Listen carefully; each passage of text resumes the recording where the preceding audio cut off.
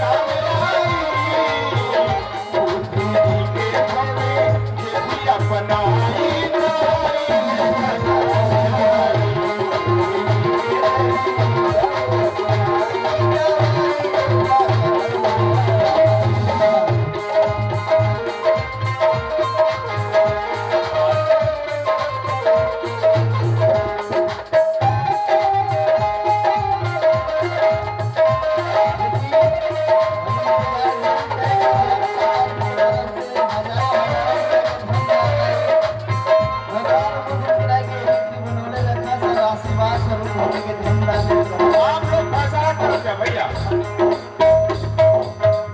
गीत गाना इनके पैसा मिलला, इनके हिस्सा में संगे संगे हम गए हैं वीडियो बनौनी सर, हमारे हिस्सा में आवत हो गावत हो तो पैसा हमार न भाई।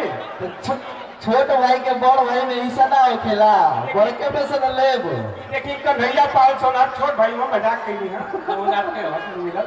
राम प्रवेश जी आपके तरफ से 500 रुपए का सम्मान, दोनों भाई के 5500, और कन्हैया पाल जी आपके तरफ से 100 रुपए का सम्मान, आपको मेरे तरफ से नंबर बुधाए। हमको बहुत खुशी हो रही है कि आप लोग हमको समझ रहे हैं। आप लोग जितने लोग यहाँ पर आए हैं, हम लोग गीत गाने के लिए नहीं आए हैं। अगर हम लोगों को गीत से एक आदमी को फायदा हो जाएगा तो हम लोग सफल हो जाएंगे।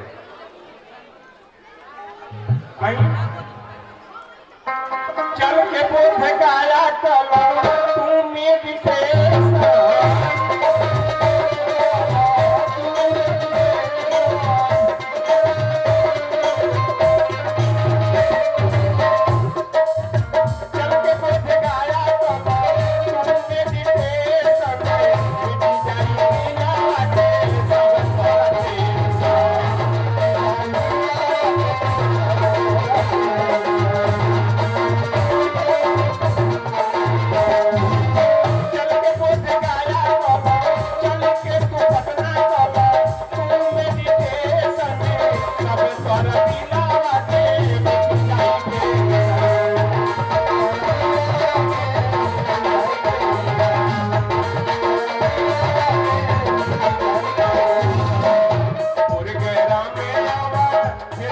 हो जाए।